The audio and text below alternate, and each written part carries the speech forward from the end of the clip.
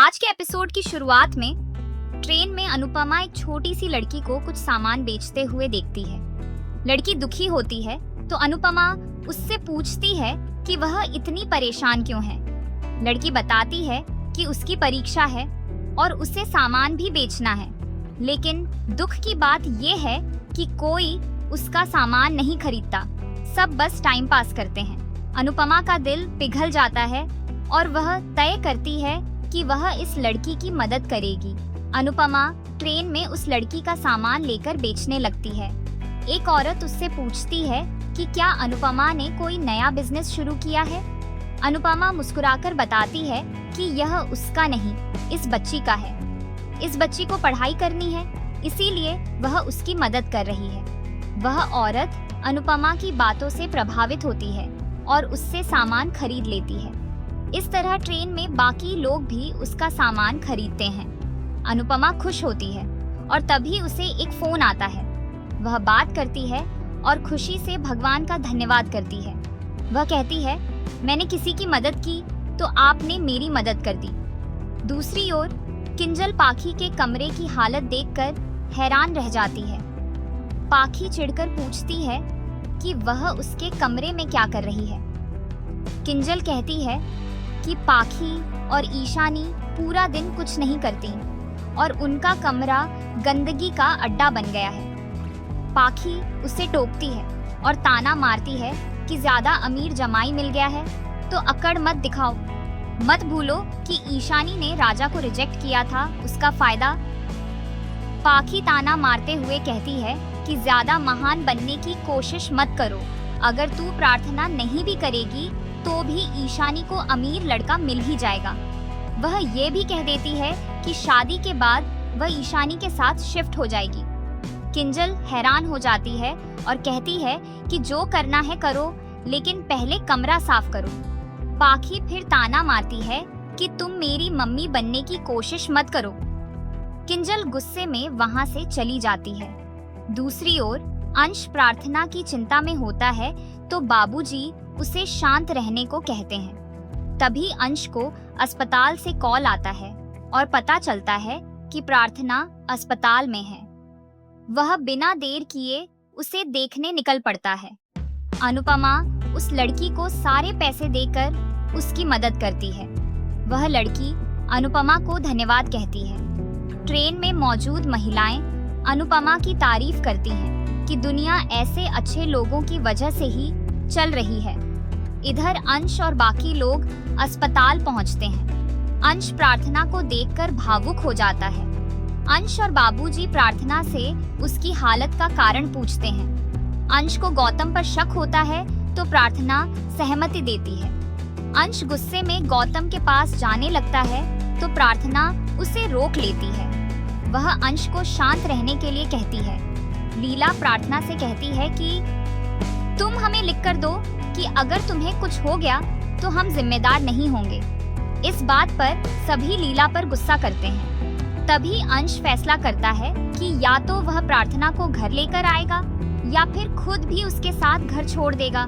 बाबूजी भी अंश का समर्थन करते हैं। यह सुनकर लीला घबरा जाती है।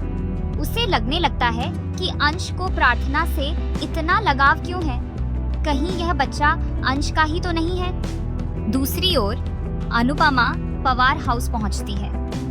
वहां की मालकिन उसका अच्छे से स्वागत करती है। अनुपमा से मेहमानों के लिए गुजराती खाना बनाने को कहा जाता है। वहां की मालकिन अनुपमा के साथ बहुत अच्छा व्यवहार करती है तो अनुपमा सोचती है कि ये मैडम कितनी अच्छी हैं, सब लोग एक जैसे नहीं होते। अनुपमा कहती है, आप चिंता मत कीजिए, मैं बहुत अच्छा खाना बनाऊंगी। इसके बाद अनुपमा पूरे मन से काम में लग जाती है। वह लड्डू बनाने का फैसला करती है और उसे याद आता है कि प्रेम को ये लड्डू बहुत पसंद है। तभी बाहर प्रेम और अनिल मेहमानों के रूप में वहां आते हैं। अनुपमा चौंक जाती है। उसे लगता है कि शायद राही भी उनके साथ आई है। वह उन्हें देखना चाहती है, लेकिन उसे याद आता है कि राही अब उसका चेहरा तक नहीं देखना चाहती। अनुपमा पीछे हट जाती है और खुद को उनके सामने जाने से रोक लेती है। तभी उसे पता चलता है कि राही उनके साथ नहीं आई है। अनुपमा कहती है कि वह प्रेम और अनिल के सामने भी नहीं जा सकती। दूसरी ओर माही बार बार प्रेम को कॉल करती है, लेकिन प्रेम कॉल नहीं उठाता। तभी मोटी बा माही को किचन में देखती है। मोटी बा राही के बारे में पूछती हैं, तो माही बताती है कि राही प्राग के साथ डांस अकादमी गई है। माही मौका देखकर मोटी बा को राही के खिलाफ भड़काने की कोशिश करती है। वह शिकायत करती है कि राही को डांस कोर्स ज्वाइन करने से पहले थोड़ा रुकना चाहिए था, अब घर कौन संभालेगा। तभी मोटी बास उसे डांट लगाती हैं कि घर तुम भी संभाल सकती हो। माही कहती है कि मैं तो ऑफिस जाती हूँ। मोटी बा कहती हैं तुम सिर्फ आर्यन के हिस्से के लिए ऑफिस जाती हो और इस बहाने तुम्हें प्रेम के आसपास रहने का मौका मिल जाता है। माही चौंक जाती है।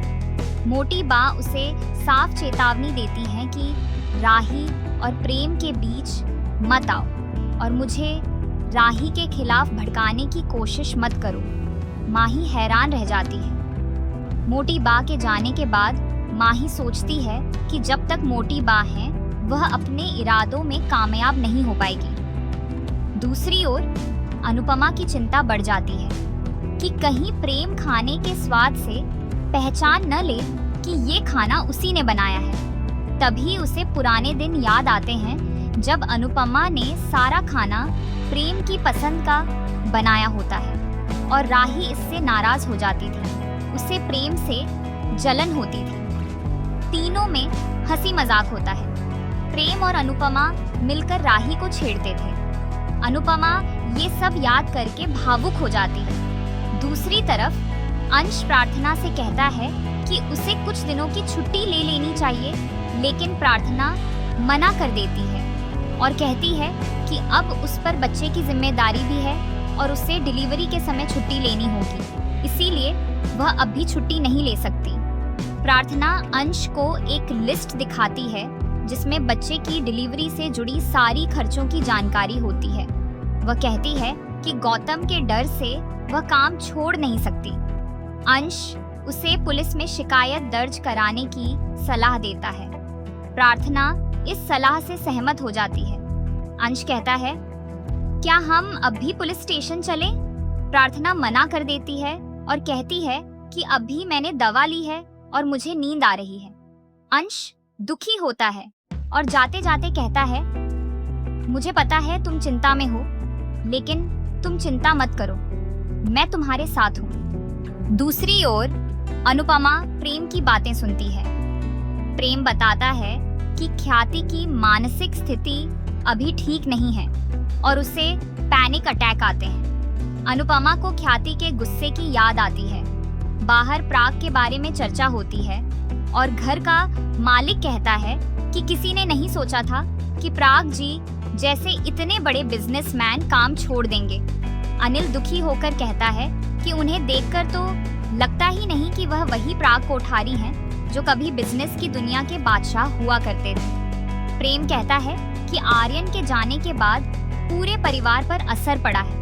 अनिल कहता है कि आर्यन के जाने के बाद अब बिजनेस का सारा बोझ प्रेम पर आ गया है, लेकिन प्रेम ने सारा काम बहुत अच्छे से संभाला है। तभी वह आदमी कहता है कि आपका पैशन तो कुकिंग था ना। प्रेम कुकिंग के अपने दिनों को याद करता है और कहता है, सबको अपने सपने पूरे करने का मौका नहीं मिलता, मैंने सपनों की जगह अपनों को चुना है। अनुपमा यह जानकर दुखी होती है। इसी बीच प्रेम को खाने की खुशबू आती है और वह चौंक जाता है। अनुपमा सोचती है कि मेरी वजह से प्रेम का सपना अधूरा रह गया। वह भगवान से प्रार्थना करती है, मेरे बच्चों के सपने अधूरे मत रहने दीजिए। प्रेम कहता है कि शेफ बनने का सपना मैं बाद में भी पूरा कर सकता हूँ। सभी लोग प्रेम की तारीफ करते हैं। अनुपमा सोचती है, प्रेम लाखों में एक है। मैं अपने ही बच्चों के दुखों की वजह बन गई हूँ, चाहे कुछ भी हो जाए। प्रेम सोचता है कि खाने की खुशबू से माँ का खाना याद आ गया। ऐसा क्यों लग रहा है कि ये खाना मम्मी ने ही बनाया है? वह खाना टेस्ट करता है और उसके स्वाद से हैरान रह जाता है। इसी के साथ एपिसोड समाप्त हो जाता है। अगले एपिसोड में देखने को मिलेगा अनुपमा तय करती है कि प्रेम के सामने आने से पहले वह घर से चली जाएगी। रास्ते में अनुपमा दुखी होती है और सोचती है भगवान का शुक्र है कि प्रेम ने मेरे हाथ का खाना पहचाना नहीं। तभी उसकी किसी से टक्कर हो जाती है और उसके पैसे गिर जाते हैं। वह पैसे उठाने लगती है, तभी प्रेम उसकी मदद करता है और दोनों का आमना सामना हो जाता है।